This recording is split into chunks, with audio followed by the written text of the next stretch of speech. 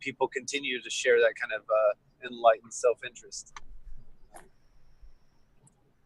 Well said. Well said. Okay, I'm going to go ahead and start the recording now. Yeah, sounds good. Okay. You're not still driving, are you, Greg? I am, but I'm only a couple of minutes away from the house. All right, nobody talk to Greg while he's driving.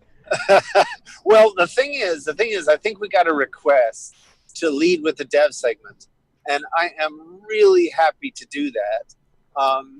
So here's what I want to suggest for a format today.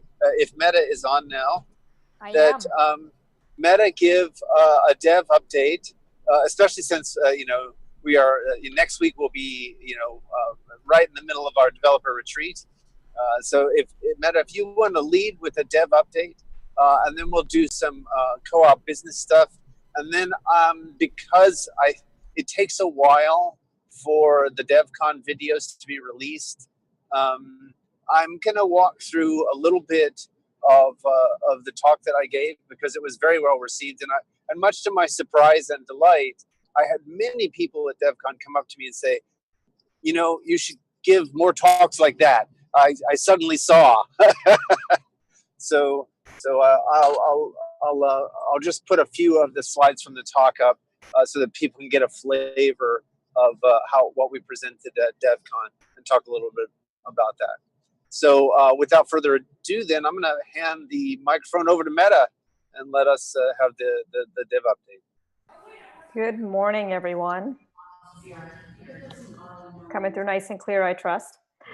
So yes. We have, okay, awesome. So we have a new joinee that has joined the development team. Michael, are you on the call? Put him on the spot right away. Okay, maybe not yet. So Michael, ping me when you're on the line. So we have made some great progress over the past couple of weeks. I'll give a short, succinct update. On the communications stack, we are working on understanding the threat model and realize that we need to start talking about cryptography and how we're going to ensure that the communications piece is secure. So we've added several items to our agenda to discuss that. And the team is really working hard on making sure we get all open questions onto the agenda. That way, when we have that time next week, we're going to capitalize on it and really make sure that we've nailed all the questions down. Griff is reading up on Merkle trees and blockchain structure. So he's working on fleshing out the storage specification. And we're very pleased with that because, again, we want to have everything spec'd out when we come out of that retreat. Joseph working on cost specifications, which ties nicely into Mike's work of completing the next revision of the Rolang spec. And Mike at the retreat is also going to talk about how much static estimation we can do with respects to cost, right? One of the goals of RChain is to be able to statically analyze smart contracts and provide an estimate up front of how much it's going to cost to run a smart contract. So we need to be thinking about these questions and basically baking into the platform this kind of functionality. I probably won't be addressing that directly. I'll leave it to Joe to talk about that in the breakout session. Yes, Joe's working on putting a presentation together to talk about that as well. Kent's working on a tuple space issue, and he's also finalizing some PRs to move Rosette and Rolang repos under RChain. So we went and did the repository restructure some time back, and part of that also includes getting the Rolang code base under RChain. So we've got a nice, consistent experience for the community on the code side. And then Tim has a really fabulous pull request that he's been working on. Once we get that PR merge, we'll be able to define primitives in the VM. So he's been able to knock out quite a few opcodes. I'm really excited about this because it's going to represent a nice big step forward in the port of the virtual machine. And on my update, I'm working on the agenda with respect to the retreat. So making sure that we've got all of our topics covered, that the presenters are aware that they're presenting and they're working on their content. And I'll be meeting with Greg later this week to finalize the agenda with him. And I think we've got Michael on the line now. So Michael, you want to do an intro of yourself, and then I'll take some questions. Sure. Hi, everyone. I'm a new developer on the RChain project here. I got my master's in physics last year. Oh, sure. I'll turn camera on if I want to wave to people. Hey, everybody. Yeah, I got my master's in physics last year from McMaster, and I've been working in Toronto for the past year doing some Scala work for the banks. But I'm looking forward to working with RChain and all the exciting things that are going on here. Well, welcome. We're very excited to have you on board. So anytime there's a new developer, I take a big sigh of relief. We've got a lot of work we need to get done. So I'm happy to have more hands on deck. So with respect to the retreat, like I said, we've got a very exhaustive agenda with a lot of questions that we're seeking to gain clarity on. With respects to sprint number 6, we'll be closing out sprint 5 on Friday. And we've got some very nice big PRs that we expect to be buttoned up by then. We will enter sprint 6 after the long weekend, after the Thanksgiving weekend. And the reason for that is I want to give the developers an opportunity to create specifications, documentation, and do extensive planning with respects to Mercury post-retreat, so that when we enter sprint 6, we've got a much, much clearer idea of what we're building, how long it's going to take, and what the milestones look like.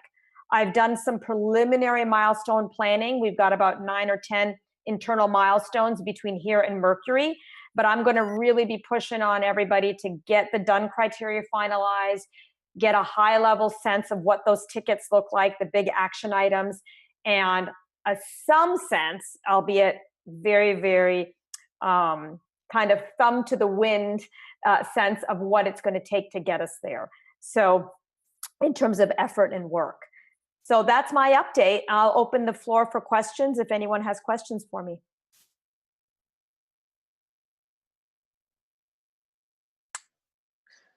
Meta, I had a question that did come up from some people at DevCon about development. Mm-hmm. So in the Ethereum space, they had a what's called like the yellow paper, which is a formal sort of specification, like almost like a math paper of how things work. So I wanted to ask the question kind of Greg, is RChain also going to have a similar document where you can have multiple clients could be implemented in multiple languages? Kenny, yes, it is. I'm going to jump in here and just say part of the reason why we're building on the JVM system is because it enables a whole bunch of languages all at once. And then with respect to other languages that are not JVM based, so for example, Python or sorry, just putting in my headset here. For example, Python or OCaml or Haskell or things like that. We are creating bridges, but the best way then to get into the system across these bridges is through messaging. And there'll be more on that a bit later.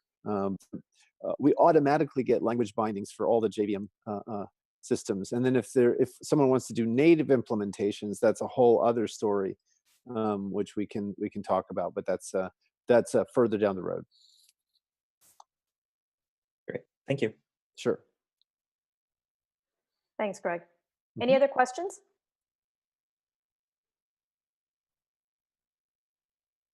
Going once, going twice. Okay, that concludes my update. Thank you. Thank you, Meta. That was awesome. I really appreciate that. So now on to some co-op business. So we're going to have a board meeting next week. We're sort of nailing down the time to begin implementing the guidance we received from the membership. So that work is underway. So if there's any additional feedback or commentary that membership wants to get to the board before we start rolling stuff out, please contact us on Discord via DM or in the general channel or any of the other channels that have been set up. There is a lot of work underway with respect to, so there is the possibility, there's a group that's considering an additional incubator like style organization. So people should be aware that there's this very, very significant interest in building on top of RChain, and that there's a whole other group that would like to do something like what Holdings is doing and incubate a bunch of companies. So we're in discussions with that. We want to make sure that with that group, and we want to make sure that the people who are involved, and Holdings and the co-op, we all play well together, and that interests are all aligned. So there'll be more on that in the upcoming weeks, so that people who are interested will be informed, and that the community feels good and happy about the progress, and that it doesn't feel dilutive. So we just so that anyone who's interested, I know that private sale officially closed some time ago, but as we've mentioned several times on this channel, we were giving some groups, some larger investment firms, a grace period because they came in and needed to do due diligence. So that's now officially closed out. There's no more opportunity for those groups to do due diligence, and we have moved those conversations over to Holdings and other institutions that want to build on top of the platform, and not with the co-op. So that's all officially closed. There's no more lingering conversations, and I just wanted people to be aware of that. If you have any questions about that, please send us some information. So let me stop there. That was quite a bit of to digest, and see if there are any questions from this, from the immediate community about anything there. So Greg, I assume that those institutions, none of them were able to complete their due diligence in time? No, they did not complete their due diligence in time, but there's more to the story. So I can speak generally. I can't speak in specifics at this time because of requirements on the communication. However, what I can say is that a number of these institutions are equity only, and the co-op is set up in a way that there is no such thing as equity for these kinds of institutions. They can purchase rock, or they can, in a year's time, purchase rev, and that's it. There's no way for them to take an equity position, and these institutions are in fact equity based. So that raises this issue for them of how they can participate, and that's why we've moved them over to discussions with Holdings and other incubators, because there is the opportunity for them to take an equity position. Hopefully that makes sense. I wasn't sure if that was as clear as possible. No, that's good. Thanks. Cool. I'm looking to hear, Lisa, I wonder, do you know if we've made any further progress on the tax situation, or is that still under active investigation?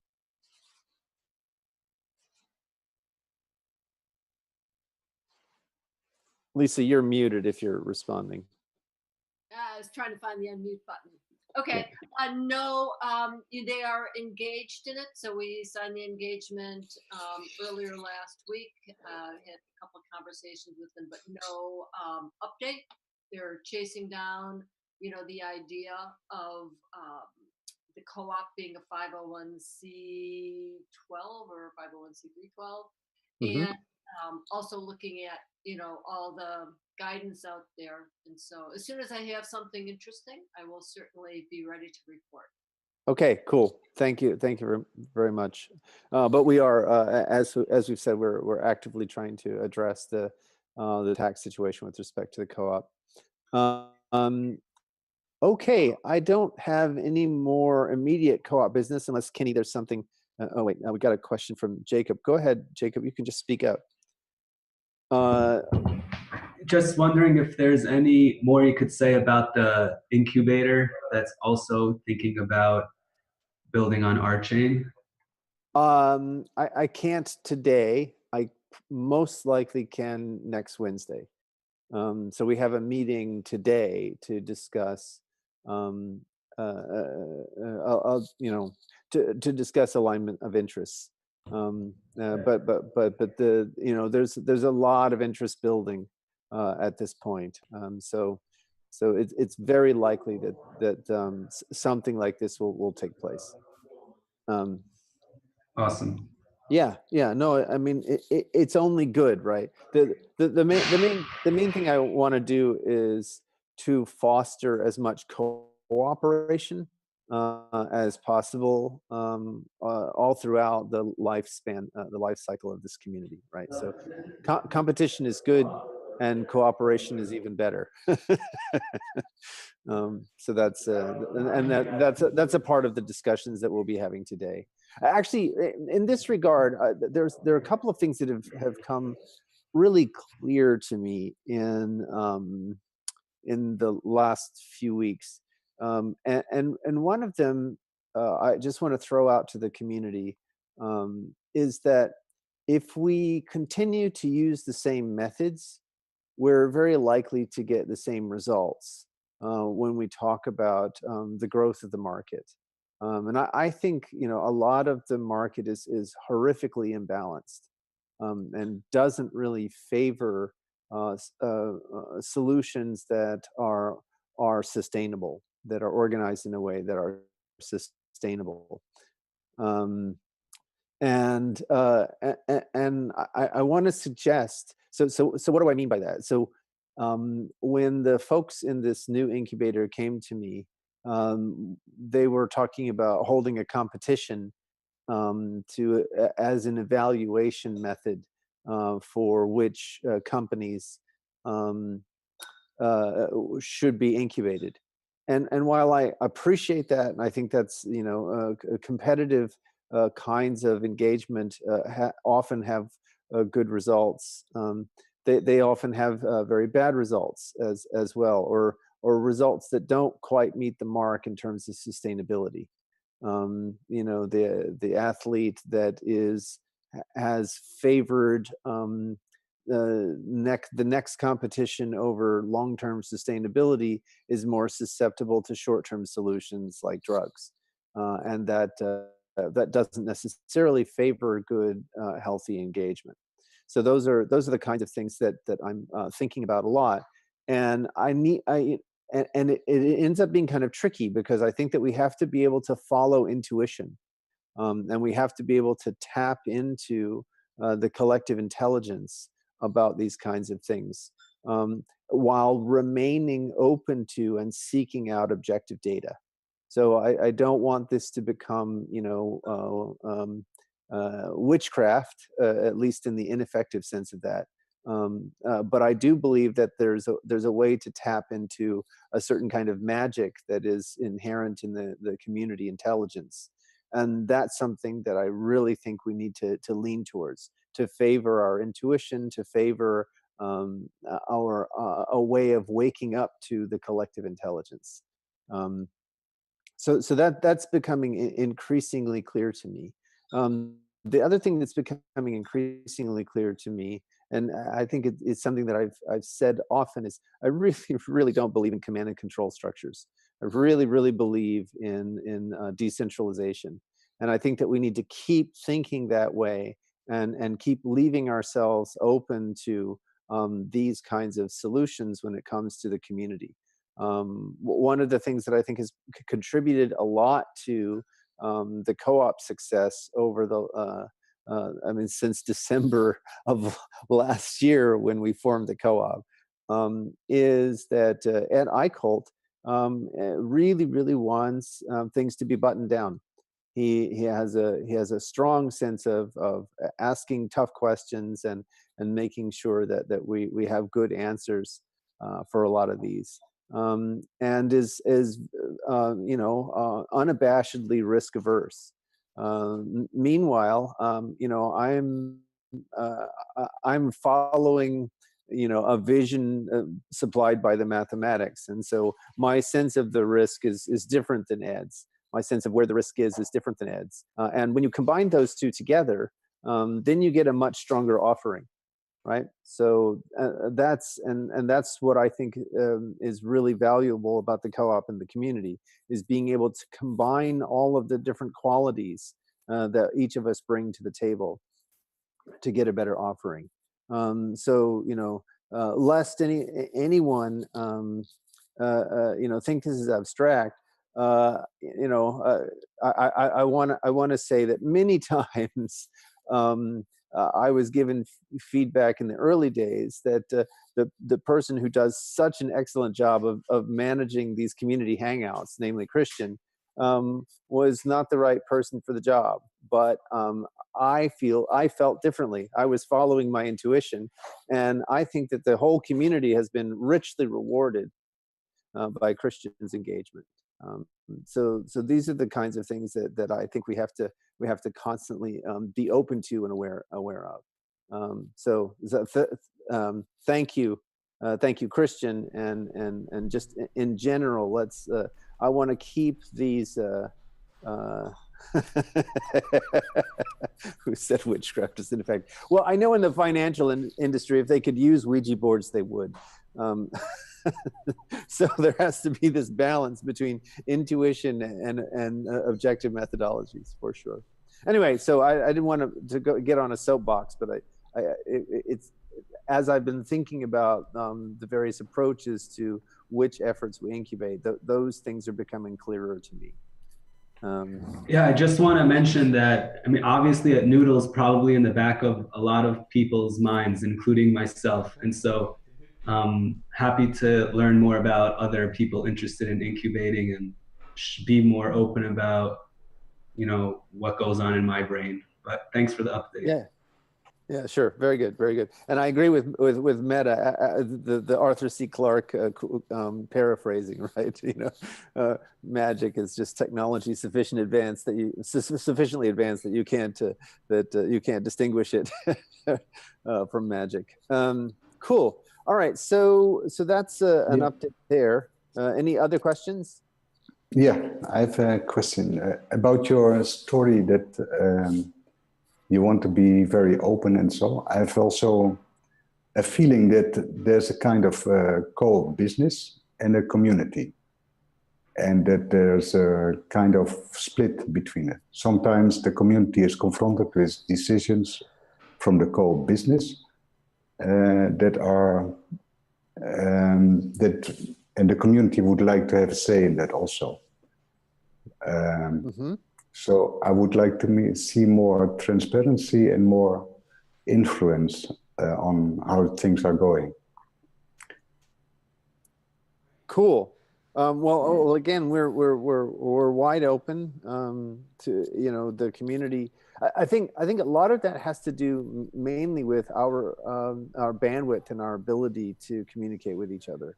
I know I'm working on RChain stuff more or less from well before dawn to well after dusk, and I just never have enough hours to do all the communications that I need to take care of, in addition to all the technical work. I was super excited about the fact that neither of the long legs of my flight to and from Cancun had any Wi-Fi on them. So I could actually get a bunch of technical work done, which made me very happy. So I don't think there's any ill will that I'm detecting with the community, but rather, we're trying to find new ways to be more efficient and effective in communicating with each other. So if you have any thoughts on that, please. Jay, what opacity do you see?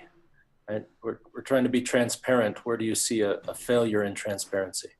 like, for example, there's an idea to move from a Google open environment to a Google business environment. And that means that more information will be closed from the community, in my view. And these kind of decisions should be openly discussed, I think. So I agree with you 100% that we need an open environment. I also agree that we have to, I also am concerned and share concerns with many others that we have to be careful about that, right?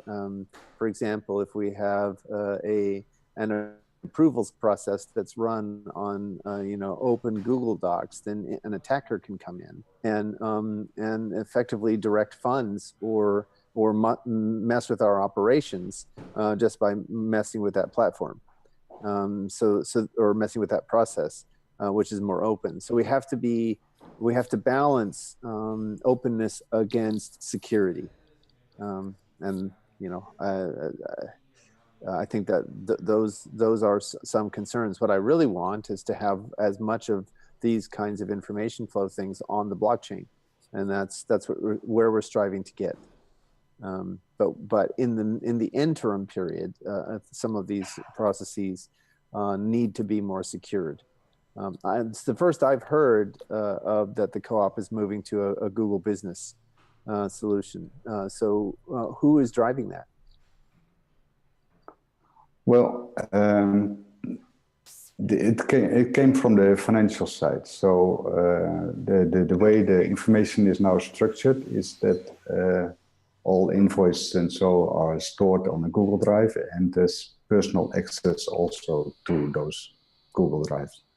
Mm-hmm. And so this is Lisa. So I didn't propose it. I have put it into an email because I am concerned about really, well, security, and also that, who actually owns the drive, so that the co-op can take responsibility for the openness of the drive. So it's not about trying to create a barrier. It's simply to say that if the Google Drive is owned by an individual person, why isn't it actually owned by like RChain.coop, the domain, right?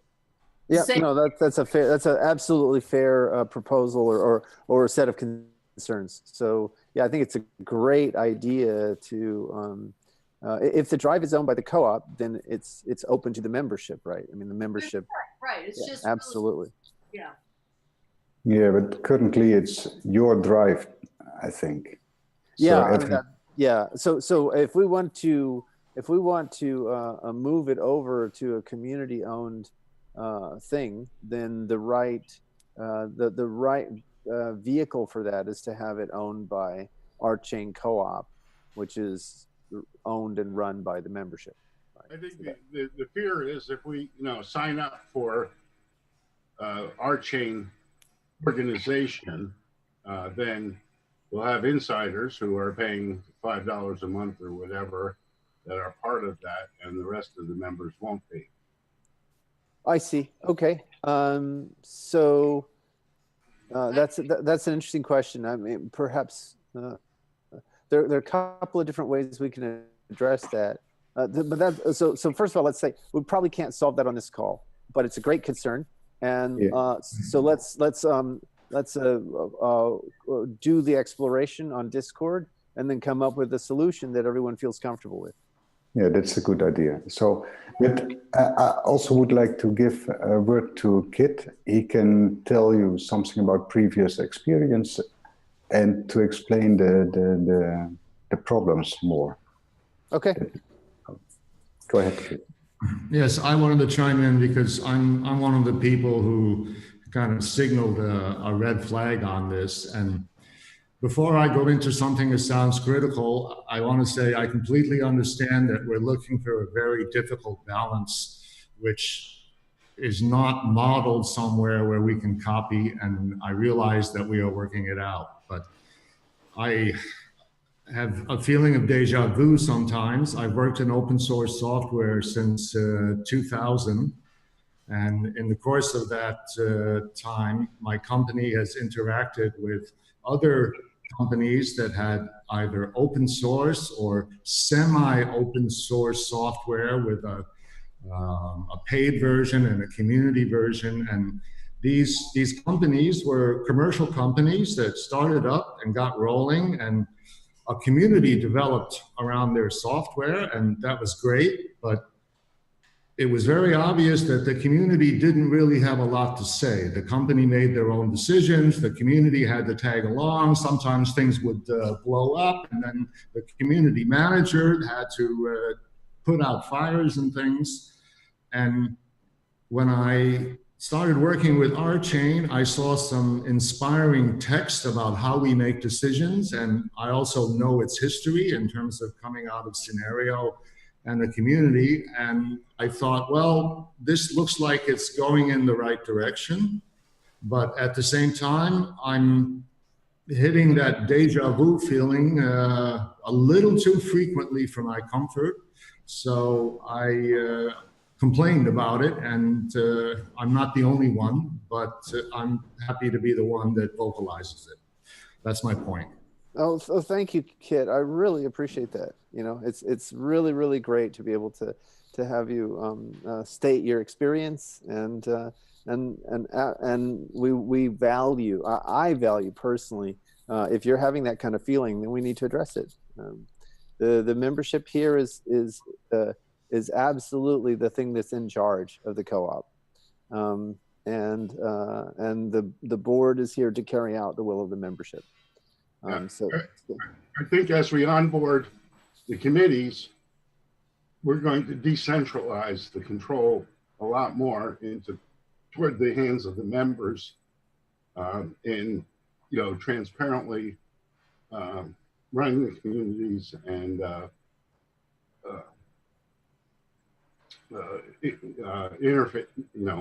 linking with the board and other groups to make sure that the important stakeholder groups know about anything that concerns them.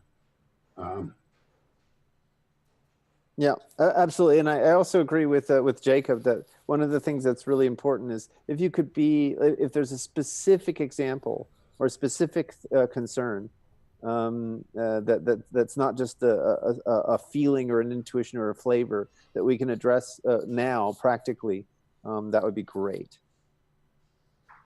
And if now is not the time, if you want to put it in Discord, that's also okay. Also, to echo on some of what Jim was talking about in some of the conversations we had at the meeting, that a kind of a fractal governance structure could also be very powerful for this community. And what that means is, it's one thing to say, wouldn't it be great if we could all come together and make decisions? It's another to be like, well, how do you actually do that? But a possible way of doing that is through some of these smaller groups like committees or other members, where people who know each other fairly well and have an existing governance structure sort of that at a small scale, where those decisions boil up into a large scale organizational structure, could be really interesting to try out. And Jim has been thinking about these ideas deeply for a long time. So, there's a lot of ways we could try to experiment and see what we can do in terms of governance. But I mean, the philosophy is the same, that we make decisions together as a membership and as a cooperative, but the actual implementation of this could be something we experiment with. 100% agreed. Absolutely. Yes. So I'm really, really happy to receive the kind of feedback, and we want to respond to it. HJ asked me to give a little update on governance. Really, Patrick has been a mover and shaker there. But basically, we have a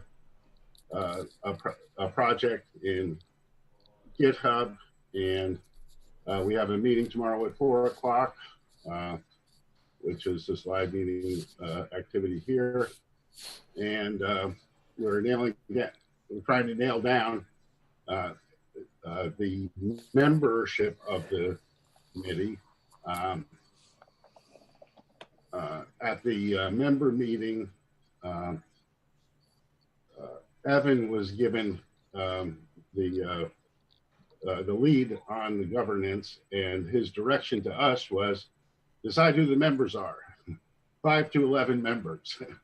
And my role will be to just kind of oversee the committee with, he's letting us come up with our own structure, along, combining sociocratic and self-management principles to empower members of the team and create a Polonic structure of the organization. We have the map, the roles and circles sheet that Patrick set up at the last meeting. And we have where we're collecting memberships, and as you can see, the compensation committee and marketing committee have some here. This needs to be flushed out, and we're hoping to get a good handle on that this week. And we are participating in the social ledger trial. So we're linking the Mattermost team, where we can have a breakdown of channels and activities to the Discord channel. Excellent. Thank you for that update, Jim. I also want to say that Vlad has been driving to have a governance meeting. So I think a lot of that can be addressed. He wants to do an in-person governance meeting and even hammer out a kind of constitution. This was something I was driving for earlier incarnations of this community. So I think that could also help a lot with kind of allaying fears or concerns that we are not moving in the direction of transparency and reestablishing, the positive sense that we do want to be transparent, and all of us are just simply working as hard as we can, given the particular capacities available to us and the channels available to us. Yeah, Vlad was very much involved in blockchain governance and indicated interest in working with the committee. I'm not sure Excellent. how the effort on the Constitution relates to what we're doing now. Right now, we're just trying to set up the organization that we have internally in terms of what the circles are and who's doing the work. In other words, when it comes down to it, who's in the committee? Well, the people that are participating in the channel, they are the ones on the committee, really, and maybe others can be included. But yeah, exactly. Very good. So thanks. Just keep us on the straight and narrow, Kit, and anyone else who is interested in or feels that we're sort of straying from serving the will of the community, right? That's what we're here for. I'm gonna turn attention now to our just to a little bit of what excites me about this stuff, which is the development and the technical work, and just briefly share with you the slides of from the DevCon. Where is it now? Okay, so let me see. I thought I had it right here. 1 second. I'm going to stop screen share while I find the slides. I thought I had it right here. Hang on. Oh, I know I've got it right here.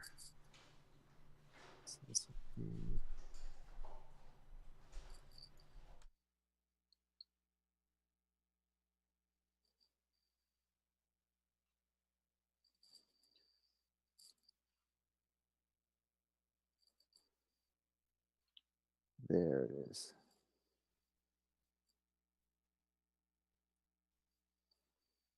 Here we go. And I can now go back to.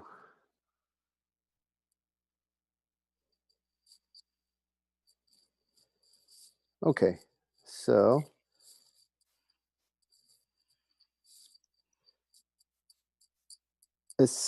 here's the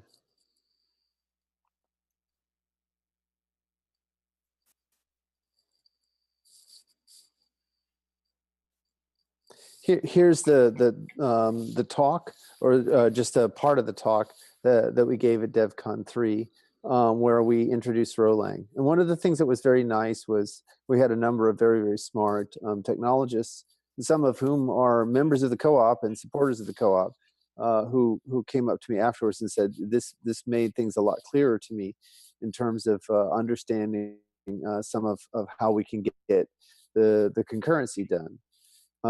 So we started with a simple little contract here, and all the contract does is it receives a couple of values from the outside world, adds them together, and then sends the 2 times that result out to another contract that's out in the real world. So here, just really briefly, X and U are input channels, and Y is a value coming from that input channel, and V is a value coming from the U input channel. And then here, because we've received those values, they come in essentially as references, and so they have to be dereferenced in order to add them together. So they're dereferenced, added together, and sent along an internal a channel that is used internally to this contract, but comes from the outside world, over to this other thread. So the pipe says that there are in fact 2 threads. One is receiving the input, doing a computation, and maybe some other computation over here. Here, this other thread is waiting on this computation. It receives the value and then does a further computation on that and sends it out to this channel A, which is also connected to the world that is outside of the contract C. And then potentially that's done in parallel with some other computation. So that's very, very simple contract, almost nothing to it. But the nice thing is that we can visualize it in terms of the lifetimes of the channels from the viewpoint of C. Now, I won't go into it too much, but all I've done is to rewrite that very same contract code graphically. And the point of the graphics is that it follows the lifetimes of the channels. And as you see, as you go, as you execute inward on the contract, from the definition to these 2 different threads, which are a part of the definition, and then within a particular thread, what is the information flow? So from that point of view, you can see the channels are like strands.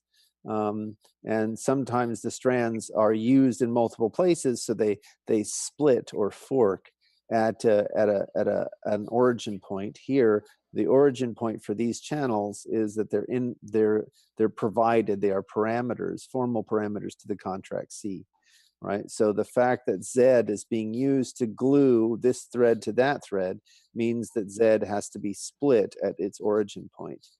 And now the other part is that you can see the information. So you can, just to be sure people understand, there's a strand or a lifetime of a channel that's visible to see, and we can see each of those, and that's a kind of vertical dimension. That's the lifetime of the channel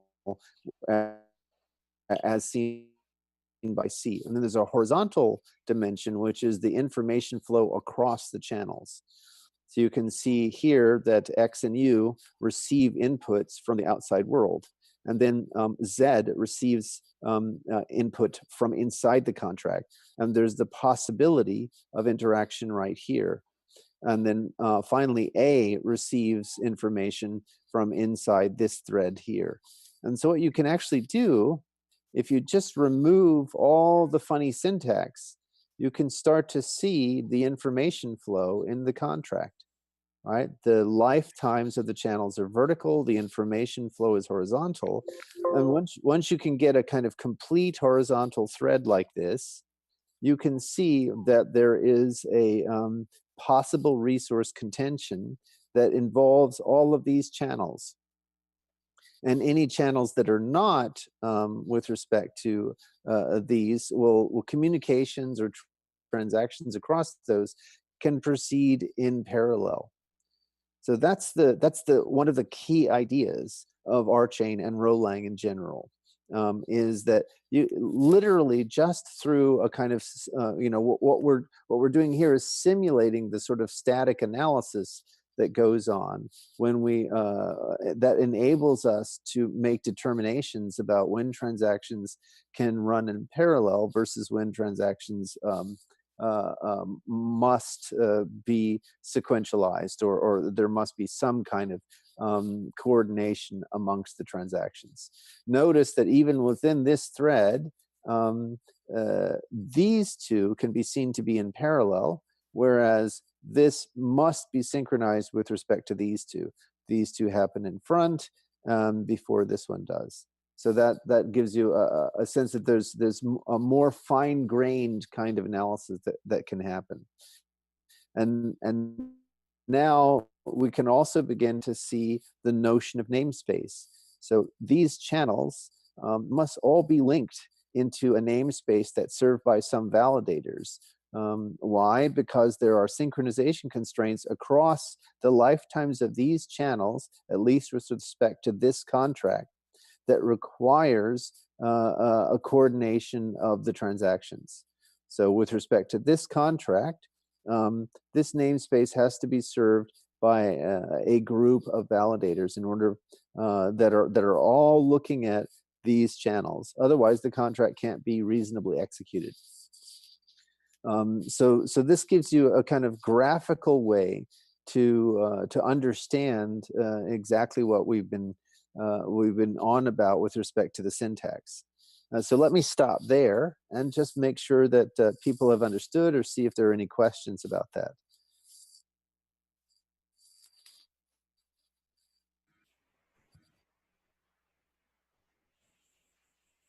Looks awesome. Can you do it again? Well, there's going to be a repeat that's available through the published talks from DevCon.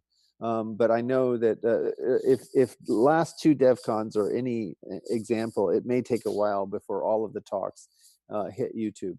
And so I wanted to get people a kind of sense of what we were talking about and why people were so excited.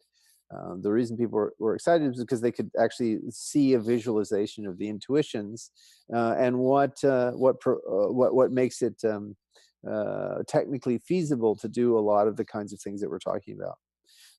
During the DevCon, Kent actually raised a really, really good question, and people should be thinking about this when they start to approach the question of multiple staking tokens. So let me just quickly show that, and I could show that in terms of this diagram. So go back to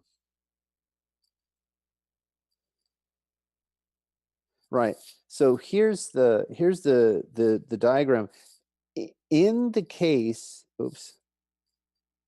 in the case that Rev is involved in each of these transactions, as it will be if there is only one staking token, then you do get a lot more sequentialization.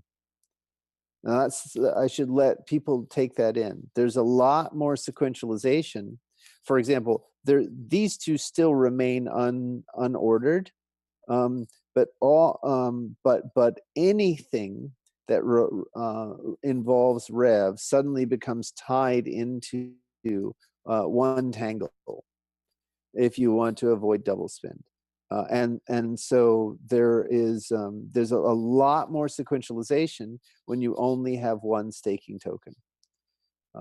And so that's something that we really need to think about as a community if we want the technology to scale.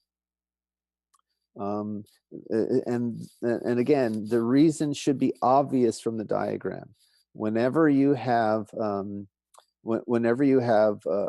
single resource that's going to be threaded through every single one of these kinds of transactions, they're all going to have to ultimately be coordinated, right? So you'll have to have validators involved in all of those transactions, and you'll have to have those portions of the chain all being synced.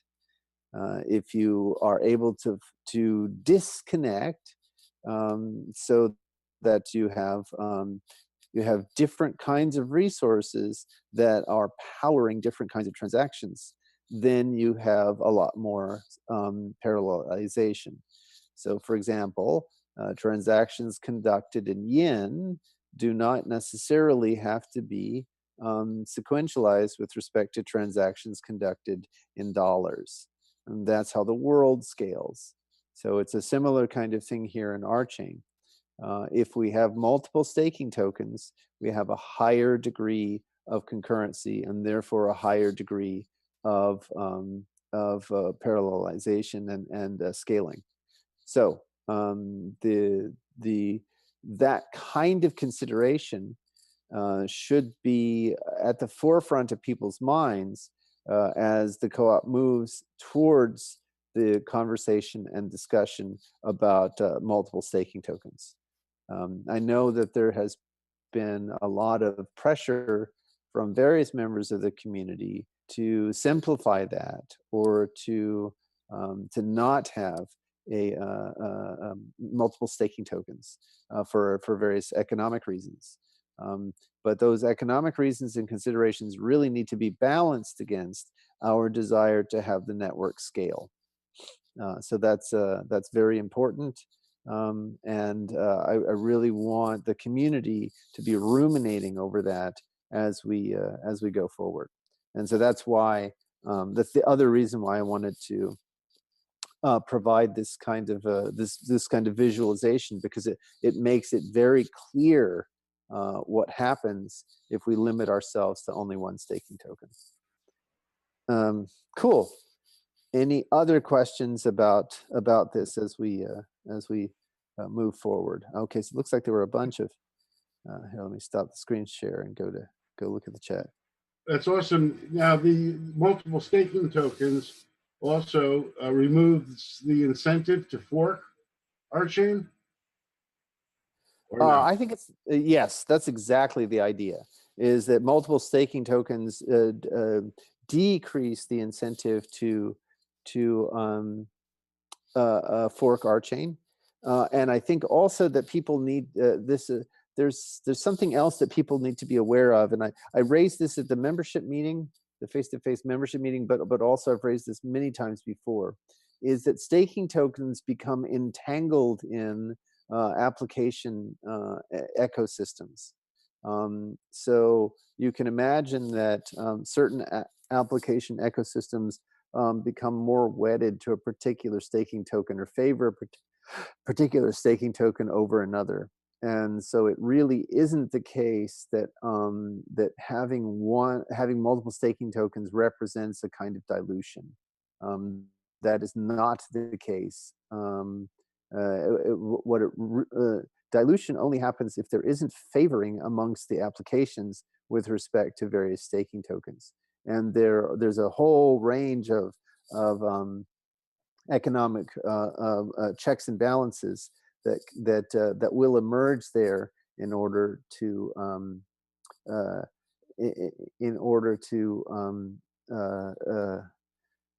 how do I say, that doesn't make the conversation devolve down into just a question of dilution. So that's another thing that the community should be thinking about. All right.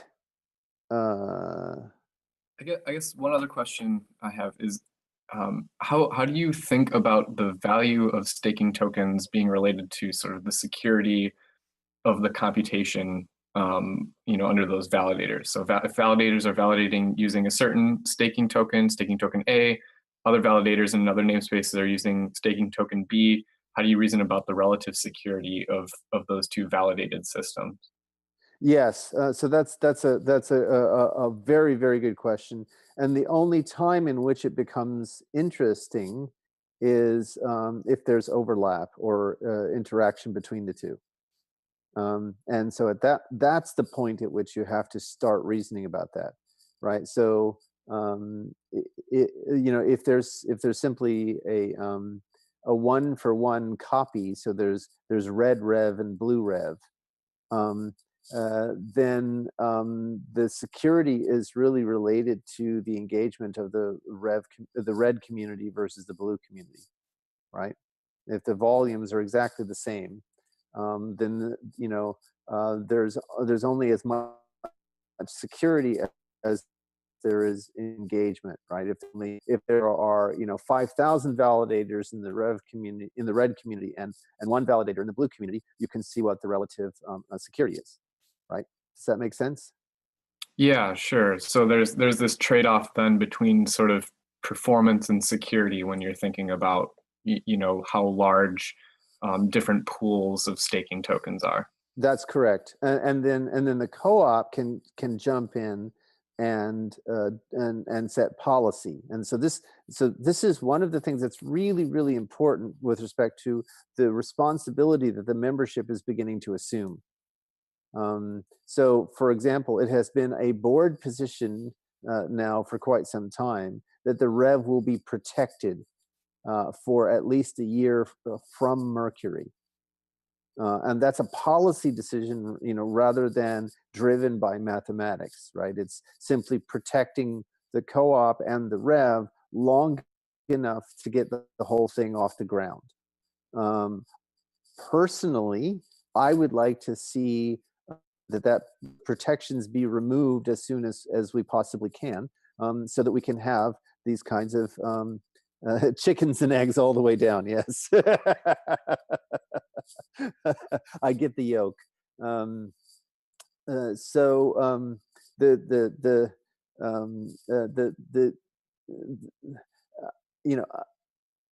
the crux of the matter is the co-op and its decentralized sisters need to be the ones that step in and create policy so that the system continues to function smoothly and at scale.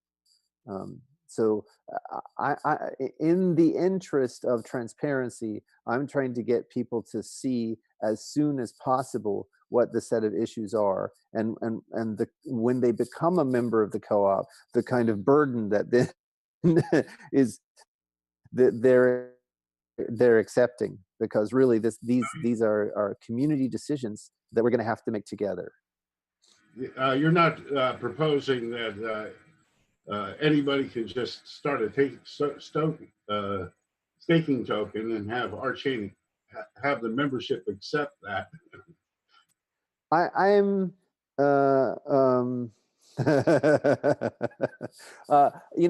I'm not suggesting that, but nothing prevents a hard fork, right? Nothing prevents someone from just forking the code and going their own way. If they want to work in the ecosystem, if the they want to membership has to let them in. Yeah, that's correct. That's right. That's exactly right.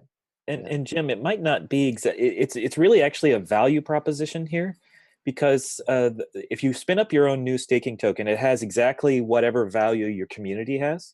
So, and your security is about the same as well. So if you have, and that's why we need protection from Rev, is to gain additional security guarantees because of its value. But you could, if your new application or your new namespace needs security from the beginning, you can take that value from some other place, i.e. Rev or some other valuable token, either bond it or some other way into your new token, and then bring that security or that value from one place to another and have a bit more security from the beginning. Or if your application doesn't really need security, something like an example of this would be, there's an app on Ethereum right now called Leroy, which is like a Twitter clone. I mean, maybe the security model there is a little bit less, right? Do I really care if my tweet gets double spent or something like that? but I might require a massive amount of scale at the beginning to get traction and social cohesion. And maybe later we do something else. So there's different use cases, but you can bring value from some other place to get immediate security, probably. Yeah, that's a very nice vision, Kenny.